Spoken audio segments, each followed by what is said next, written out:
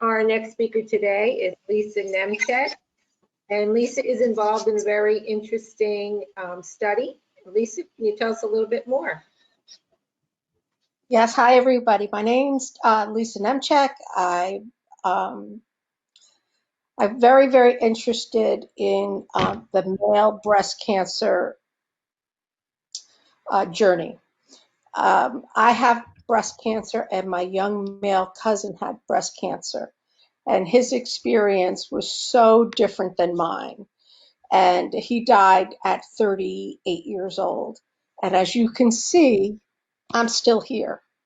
So when I started my Ph.D. Journey, my goal was to determine or to at least initiate the journey of finding out how and why is the male breast cancer journey different than the female breast cancer journey. So I'd like to share my my study is I used a phenomenological approach. What does that mean? What that means is I took a group of men, thanks to the Male Breast Cancer Coalition, and I used Edmund Husserl, the philosopher's transcendental phenomenological approach to get the essence of what it's like to be a man living with breast cancer. Now, not only am I a breast cancer survivor, if you can call me a survivor, I have stage 4 breast cancer, and I'm just starting on a new trial because the last 3 treatments I failed. So am I a survivor? Yeah, I'm surviving, but it's a difficult journey. But what is it like for men? What is it like to be a man? You walk into this room and it's the pink world. And to be a man, it must be very strange. And does that strangeness inhibit professionals that are caring for these men and the men themselves? So what my research started with is, again, what everybody's talking about is the paucity of research on male breast cancer. And at the time that I wrote this, men were being treated the same as women at the same stage level. But what was important to note is that men were being generally diagnosed at stages 3 and 4, while women are generally diagnosed at stages 0 and 1. What does that mean for the men? That means that men are generally diagnosed already at the terminal stage, while women are diagnosed at a hopeful stage. That's huge. That's phenomenal. And that's scary and horrible for the men. So the reason I used Edmund Husserl's, excuse me, transcendental phenomenology approach is for 2 reasons. Number one, in order to get the essence of their experience, I had to ensure that my experience, my female breast cancer experience, and my male breast cancer experience with my cousin had no part of the study. That what I was getting from these men was their true experience. And how did I get that? By asking one question. I got 10 men from the Male Breast Cancer Coalition, and I asked one question. What is it like to be a man living with breast cancer? Most men talked about 20 minutes to an hour and a half. And the information was amazing. So my sample size was a purposive sample of 10 men with breast cancer greater than 21 years old. The mean age was 55, and again, recruited from the Male Breast Cancer Coalition.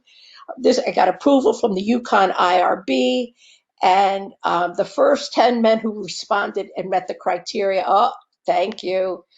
thank you, thank you, were used. So that was very exciting. I can't move this forward. Yeah, just tell Brett when Okay, you want to okay. move the slide. Okay, Brett. So the question was, what is it like for a man living with breast cancer? Okay, continue on, Brett, to the next one. Again, the purposive size, sample size, 10 men, 55 mean age. Next one.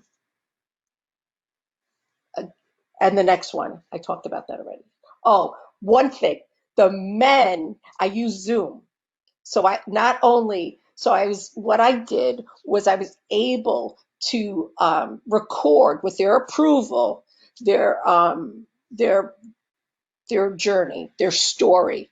And what I did was after I got all their stories typed, and I took those stories and I identified specific. Keep it where you are, Brett. Thank you. I identified significant statements from all the men. And then what I did was I took all the significance, I cut out all the significant statements after I highlighted them, put them on cards, and then categorized them. And what you see in front of you now are the 4 categories from these men. And I think it's important to note that these categories are beyond impactful. I, as a breast cancer survivor, was beyond moved and so honored that the men shared their stories with me. So the first category was resilience, humor, support, and their hobbies, things that kept them going. The next one was advocacy. And that could be because they were all recruited from the Male Breast Cancer Coalition.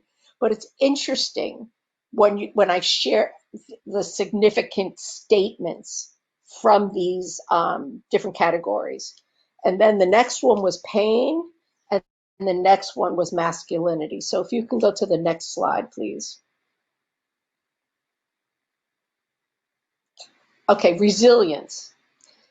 We call this a toolbox.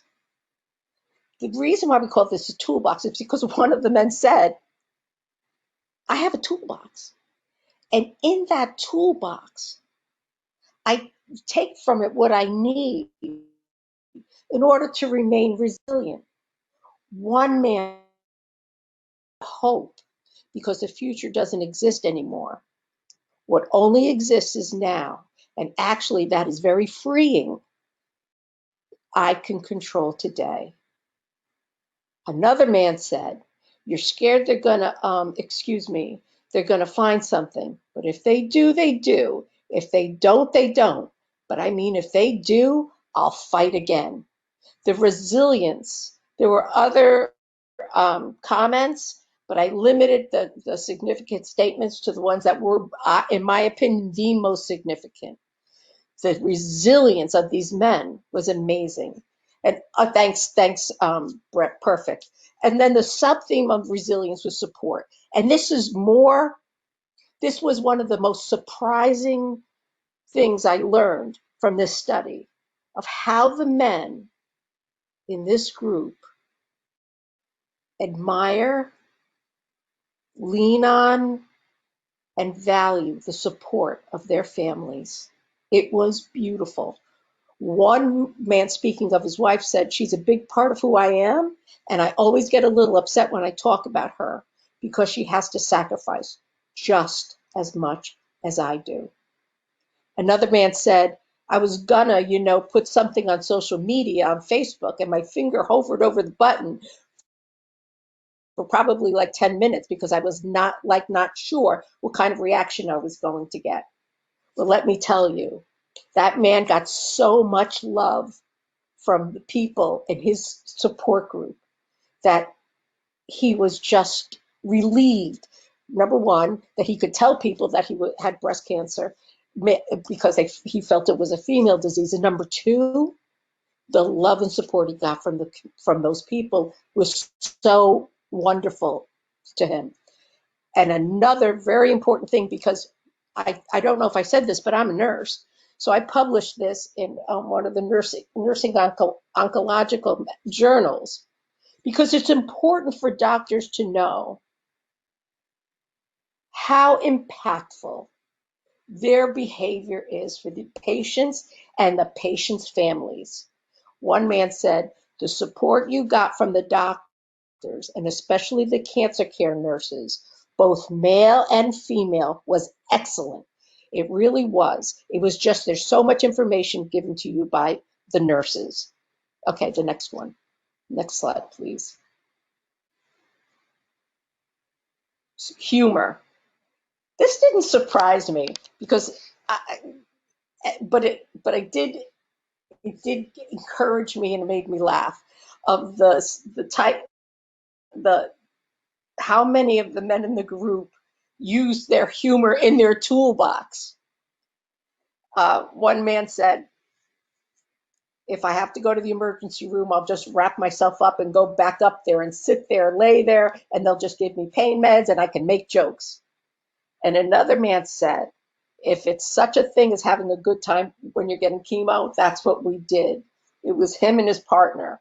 And another thing about humor that I didn't add here, one man said, I don't know if I added it. Can you go to the next slide, Brett, on humor? No.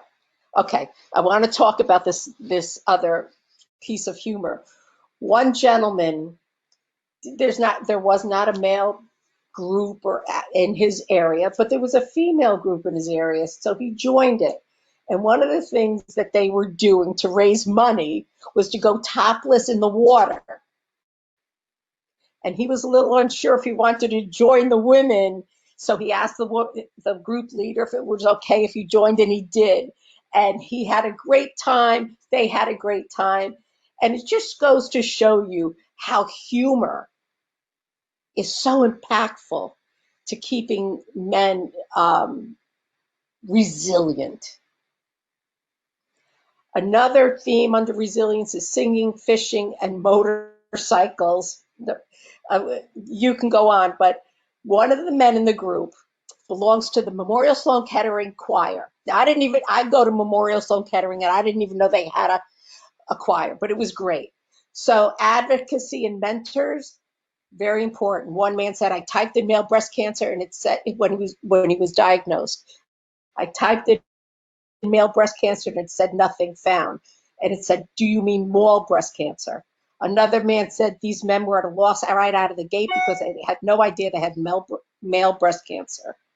One guy said, I'll sit and talk to anybody that will listen to me. As a matter of fact, I'm going to a local restaurant here in town wearing my pink tutu, my pink bra to get awareness out. Next slide. Next slide, please. This was difficult, but this was under pain and anger, putting their affairs in order. There were a few men in the group that were one in particular that was stage 4 and what treatments were not working.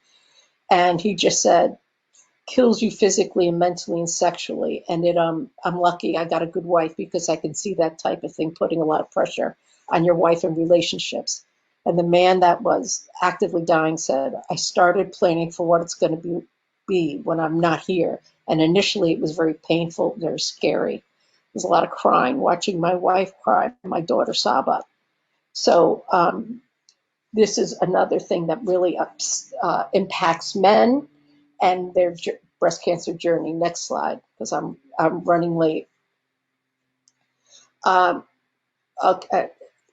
And another thing I want to talk about is pain, especially with the doctors here.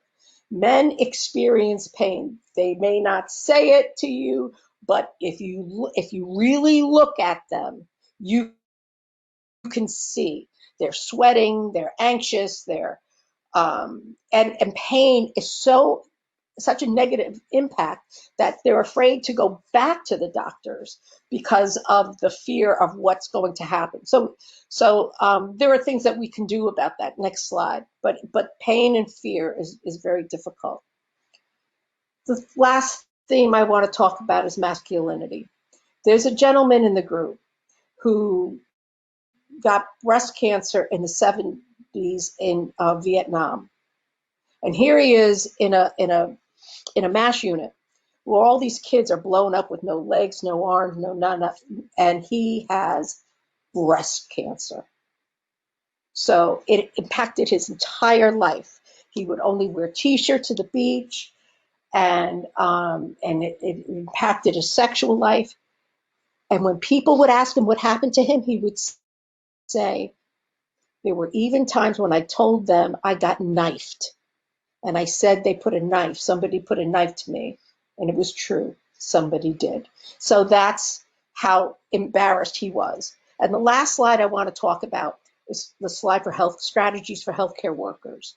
The Male Breast Cancer Coalition and their self-exam cards, surgical and chemotherapy MBC pamphlets, MBC pre and post-op surgical equipment, and here's information for men. So that's what I have. Any questions? Thank you so much, Lisa. Are there any questions? We are running a little late, but if you have a question, we can take one or two. Otherwise, we will proceed. Any questions? I don't see any hands. Sherry? Beth has. Thank you. Oh, Beth Beth Herring, right there. Go for it. We don't have sound again, Beth. No sound. Maybe just She's going to type her question. chat the question. All right. Any others? I don't. Hi, thank you for that. Huh? Ron, did you have a question? Yeah. Is her the study she did is that available online? Yes, we've got it.